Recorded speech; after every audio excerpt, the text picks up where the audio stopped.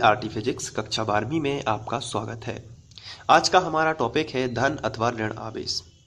तो सबसे पहले तो हम टॉपिक पर ही क्वेश्चन मार्क लगाते हैं कि ये जो आवेश है, जो ताकत है किसी भी वस्तु की अन्य वस्तुओं को खींचने की, वो दो प्रकार से है, धन अथवा ऋण आवेश। लेकिन इनको हमने प्लस और माइनस ही नाम क्यों दिया? हमने इनको ए बी नाम क्यों नहीं दिया? हम ए और बी भी तो नाम दे सकते थे, या फिर हम पी और क्यू नाम भी दे सकते थे। हमने इन्हें प्लस माइनस ही क्यों नाम दिया? आवेश दो प्रकार के हैं तो हम कुछ भी नाम दे सकते थे। तो इसके पीछे एक राज है, और वो राज ये है कि प्रयोग किए गए और उसके आधार पर निष्कर्ष निकाल के इनका नाम धन और ऋण आवेश रखा गया। तो आइए कुछ प्रयोग देख लेते हैं। इस पर क्वेश्चन तो नहीं आता है, लेकिन इस पर विकल्प जरूर आता है, इसलिए आपको इसे बहुत ध्यान से देखना है कि आवेश का नाम धन और ऋण ही क्यों पड़ा। तो उसके लिए कुछ प्रयोग किए गए। पहला प्रयोग कांच और रेशम के साथ किया गया। यहां पर बता देता हूं मैं, ये कांच है मान लीजिए, और ये रेशम है। ये कांच है और ये रेशम है। अब जरा ध्यान से देखना है। जब पहले कांच की छड़ को रेशम से रगड़ा गया और इसी केस में एक और कांच की छड़ को रेशम से रगड़ा गया, अब दोनों कांच की छड़ को एक साथ, अब चूंकि सबसे पहले ये देखिए कि इनको रगड़ दिया गया है, यानी घर्षण हो गया है, तो इसके पास ताकत आ गई और इसके पास भी ताकत आ गई। जरा सिंपल भाषा में मैं आपको समझाता हूं। तो दोनों कांच की छड़ हैं, उनके पास ताकत है, लेकिन जब दोनों कांच की छड़ को एक साथ लटका देते हैं, दोनों ताकत है दोनों के पास, और दोनों को एक साथ लटका देते हैं, तो ये छड़ इस तरफ चली जाती है और ये छड़ इस तरफ चली जाती है, यानी कि दोनों के बीच में प्रतिकर्षण हो गया। दोनों के बीच में क्या हो गया? प्रतिकर्षण। अब इसके बाद हमने एक प्रयोग और किया। जरा आपको ध्यान से देखते बस रहना है, आप सब समझ जाओगे। एक प्रयोग और किया। दूसरा प्रयोग ये था, हमने अब प्लास्टिक, कांच की छड़ की जगह पर प्लास्टिक और रेशम की जगह पर ऊन लिया। तो प्लास्टिक की कोई भी वस्तु है उसको ऊन से रगड़ा और एक और प्लास्टिक की वस्तु को ऊन से रगड़ा। जब प्लास्टिक की वस्तु को ऊन से रगड़ा, इसके पास चार्ज आ गया, इसके पास भी चार्ज आ गया। आगे जाके आप पढ़ोगे कि इसके पास भी चार्ज आ जाता है, लेकिन फिलहाल अभी हमें समझना है बहुत ही सिंपल तरीके से।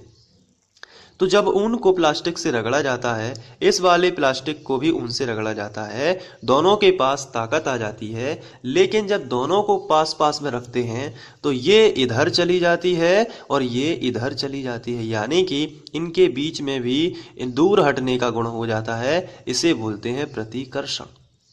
लेकिन जब हमने, आपको उदाहरण याद होगा कि जब स्केल से सूखे वालों पर रगड़ा जाता है या घर्षण कराई जाती है, तो कागज के छोटे छोटे टुकड़े उसकी ओर आकर्षित होने लगते हैं। तो वहां पर आकर्षण था और यहां पे प्रतिकर्षण था। अब यहां पे एक प्रयोग और किया गया। पहला प्रयोग क्या किया था? कांच और रेशम के साथ, जिसमें कांच की जो दोनों छड़ें थीं वो क्या हो गई थीं? प्रतिकर्षित हो गई थीं। और इसके बाद प्लास्टिक की दोनों छड़ें भी क्या हो रही हैं? प्रतिकर्षित हो रही हैं। अब जो तीसरा प्रयोग किया गया, उसमें कांच और प्लास्टिक को साथ में रखा गया, तो दोनों में आकर्षण हो गया। यहां पे क्या हो गया? आकर्षण। तो अब यहां पे सोचने वाली बात थी कि आखिर आवेश प्रतिकर्षित करता है कि आखिर आवेश आकर्षित करता है। यहां पे सवाल खड़े हो गए थे कि आखिर आवेश का गुण क्या है? प्रतिकर्षित करना कि आकर्षित करना? तो फिर ऐसी स्थिति में सोचा गया कि आवेश प्रतिकर्षित भी करता है और आकर्षित भी करता है। लेकिन जब ये दोनों आकर्षित होते हैं, फिर यदि हमने इस किसी युक्ति के माध्यम से इन दोनों का चार्ज नापा, इन दोनों का कि अभी कितना है, तो वो 0 मिला। इसका मतलब ये हुआ कि जब दोनों आपस में टच हो जाते हैं, जब दोनों आपस में क्या हो जाते हैं? टच हो जाते हैं, तो आवेश चला जाता है, भाग जाता है, यानी कि गायब हो जाता है। तो ऐसी कौन सी चीज है जहां पर दो चीजों को आपस में मिला दो तो वो गायब हो जाती हैं? तो ऐसा तो है ही नहीं। जैसे एक गिलास पानी है और दूसरा एक गिलास पानी है, दोनों को मिलाएंगे तो क्या दोनों गिलास का पानी गायब हो जाएगा? तो आंसर है नहीं होगा, वो तो दुगना हो जाएगा। जैसे आपके पास एक बॉल है, एक बॉल मैंने दे दी, दोनों बॉल को मिला दिया, तो क्या ये गायब हो जाएंगी? तो आंसर है नहीं, ये दोनों तो दो बॉल हो जाएंगी। तो फिर दिमाग में क्वेश्चन चला कि आखिर आवेश को नाम कैसे दिया जाए। तो ऐसी कौन सी चीज है? तो फिर आप मैथमेटिक्स तो करते होंगे, जब आपके पास +100 होते हैं और -100 होते हैं, दोनों को मिला देते हैं तो दोनों का मान कितना आता है? 0, गायब हो जाते हैं दोनों। तो यही एक ऐसी चीज मिली साइंटिस्ट लोगों को कि दोनों चीजों को मिलाने से वो 0 हो जाती है, वो है प्लस माइनस। इसलिए आवेश को बनाया गया धन अथवा ऋण आवेश।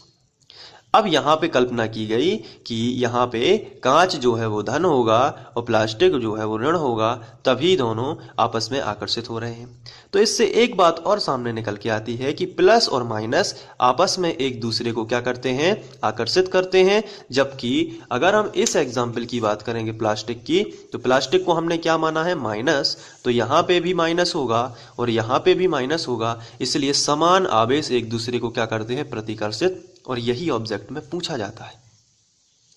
पूछा यह जाता है कि समान आवेश या फिर सजातीय आवेश आपस में एक दूसरे को खालिस्तान करते हैं, तो वहां पे आपको भरना है प्रतिकर्षित करते हैं, क्योंकि समान आवेश आपस में क्या होता है? उनमें प्रतिकर्षण। जबकि अगर हम बात करें कांच की, तो ये भी पॉजिटिव है, ये भी पॉजिटिव है, इसलिए हुआ था प्रतिकर्षण। क्योंकि सजातीय आवेश या समान आवेश एक दूसरे को क्या करते हैं? प्रतिकर्षित करते हैं। तो अब आप समझ गए होंगे कि समान आवेश एक दूसरे को क्या करते हैं? प्रतिकर्षित, जबकि विपरीत आवेश एक दूसरे को आकर्षित करते हैं। जैसा कि यहाँ पे आपको दिख रहा है, प्लस माइनस आपस में क्या हो रहे हैं? आकर्षित। तो यही क्वेश्चन आता है। इससे रिलेटेड एक सारणी दी गई है, तो वो सारणी भी आपको याद कर लेनी है कि कौन सी स्थिति में कौन प्लस होगा और कौन माइनस।